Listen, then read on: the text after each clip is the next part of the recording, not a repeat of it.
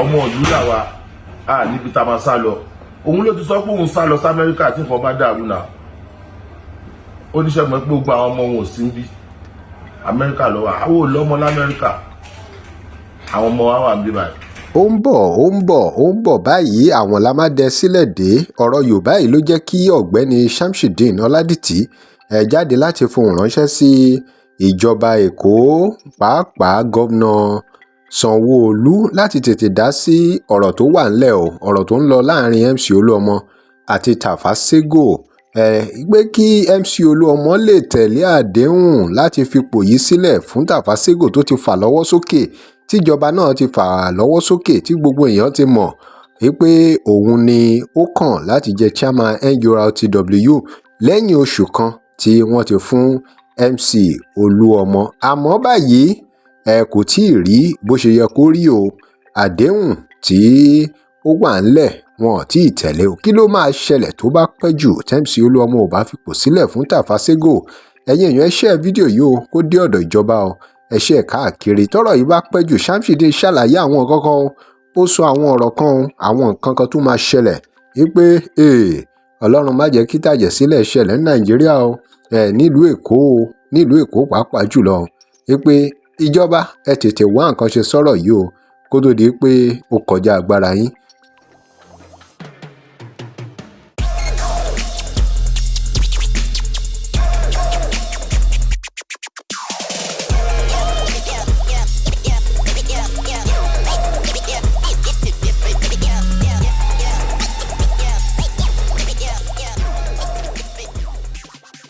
Welcome to Digi Naija. Remember to like, share and follow us. Ẹ̀yin èèyàn wa, àfi kíjọba Èkó tètè ya gbé ìgbésẹ̀ o. Mo fẹ́ kẹ́ gbọ́ nǹkan tí Shamsuddeen yìí sọ, Shamsuddeen Ọládìtì yìí tó sọ nípa àwọn ètò tó ti wà ńlẹ̀, lára àwọn nǹkan tó ṣeé ṣe kó ṣẹlẹ̀ tí wọn ò bá tètè wá nǹkan ṣe sí ọ̀rọ̀ MC Olúọmọ àti Sego.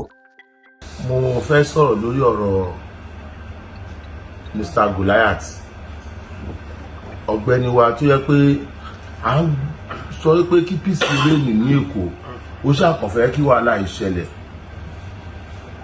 Àwọn òdẹ̀ gbàdúrà kí wàhálà ṣẹlẹ̀ torí pé new state chairman Alhaji Mustapha Adékúnlé aka Sego, ó ní wàhálà tí wọ́n ṣe kí wọ́n tó lè kó gbogbo àwọn strong boys ní Lagos State papọ̀ pé ẹjọ́ ẹ má jẹ́ kí wàhálà wà. Ṣùgbọ́n nísìnyí ó dàbí pé ó lágbára o, àfi kí wọ́n yà tètè dá sọ́rọ̀ yìí o. Ọ̀rọ̀ tó lágbára ni o, kì í ṣe ṣeré o. Ṣùgbọ́n àwọn ò gbàdúrà wàhálà tó tọ́. Níjọ́sí mo ń pariwo tàjẹ̀ sílẹ̀, àwọn èèyàn rò pé bóyá mo fẹ́ jà àbí mo fẹ́ dà lóru. Àrẹ́dẹ̀ àti dà lóru torí pé àwa onílù ni ò ní fẹ́ kí ìlú kó tú. Ọmọ ìlú làwa níbi tá a máa sá lọ. Òun ló ti sọ pé òun sá lọ sí Amẹ́ríkà tí nǹkan bá dàrú náà. Oníṣẹ́ mọ̀ pé gbogbo àwọn ọmọ wọn ò sí níbí Amẹ́ríkà lọ wà. Àwọn ò lọ́mọ l'Amẹ́ríkà, àwọn ọmọ wa wà níbí báyìí. A dẹ̀ fẹ́ kí wọ́n máa kí gbogbo àwọn èèyàn. Ṣùgbọ́n pàtàkì nínú ọ̀rọ̀ tí mo fẹ́ sọ ni pé kí ló dé tó yẹ pé ìwọ Olúọmọ yìí irọ́ ló kàn wá máa pa kúrà.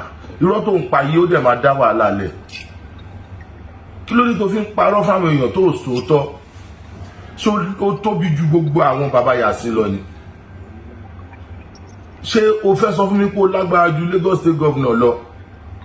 Àbí ó ní agbára ju àwọn Board of Trustees NURTW lọ?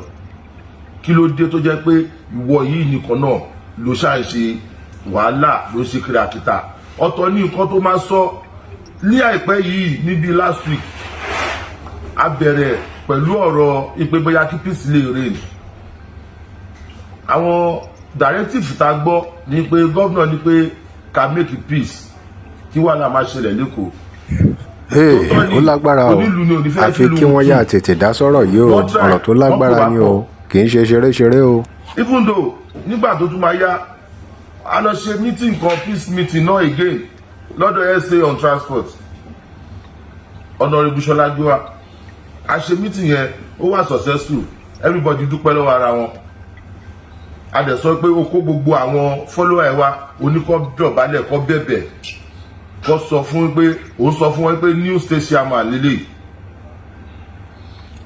wàá sọ̀rọ̀ níbì kan nísìnyí tó bá tún máa délé nǹkan mi ló máa sọ ṣẹ́ni bí ọ̀rọ̀ yìí ṣe ń lọ bẹ́ẹ̀ mi ṣe ń wò ní pé kí ni tí ẹ bá tètè call bọ̀bọ̀ into order àti pé gbogbo ìlérí tí àwọn àgbà ẹgbẹ́ àti especially one yìí tí gómìnà wa ti sọ tó ṣe ní state house níjọ́sí tó fi nawọ́ Alhaji Mustapha Adekunle aka Sego tó fi nawọ́ ẹ̀ sókè pé this is the next state chairman tí wọ́n bá wa kọ́ sáré bá wa ṣe àtúnṣe gbogbo nǹkan tó wà lẹ́yìn torí pé tó bá ń pẹ́ jù sà nǹkan míì lè ṣẹlẹ̀ nítorí pé wọ́n mọ tiẹ̀ ní gbogbo ọmọ ẹgbẹ́ ní the whole Lagos state lọ́dún òde wọ́n wá ti ń kùn báyìí àwọn èèyàn ti ń bọ́ ìlú báyìí wípé wọ́n mọ tìí ti kọjá ṣe rí èyí tí mo fi ń ṣe fídíò yìí mo fẹ́ kí fídíò yìí kó kan ọ̀dọ̀ gómìnà lára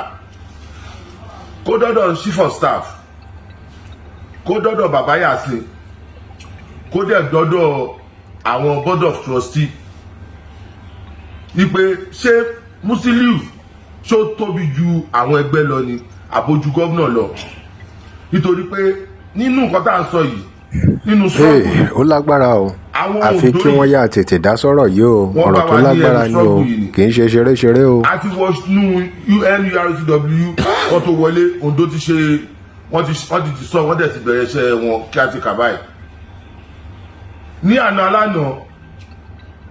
òde yìí Ogun State náà wọ́n wọ National Union padà wọ́n dẹ̀ ti bẹ̀rẹ̀ committee ńbẹ̀ àwa ta ti ní a ti padà sí union ta ti kúrò ní park and garage àti ṣe kí a ti kà àti wọn ti disturb fún wọn dìsí ṣé yàn kan ó máa hold gbogbo the whole Lagos state for ransom tó bá hold wa for ransom ẹjọ́ sà mi ìlérí wájú ẹ má díẹ̀ kó dàbí pé bóyá wọ́n sọ pé àwọn pípò yìí dájà ni because kíní yóò ti ń bọ́ sí ìnira mi sọ fún pé bára bá ṣe ń níyàn sí ni ọkàn gan máa ń le ẹjọ́ sà gbogbo bí tẹ́ bá ti ń gbọ́ mi tẹ̀dẹ̀ ti ń wo fídíò yìí ẹ tètè máa ṣe nǹkan sọ̀rọ̀ tó wà nílẹ̀ yìí kó tó pẹ́ torí pé tó bá pẹ́ mi mọ nǹkan tó lè ṣẹlẹ̀ ṣùgbọ́n kọ́ lọ́n jẹ́ kí dáadáa ṣẹlẹ̀ sí wa.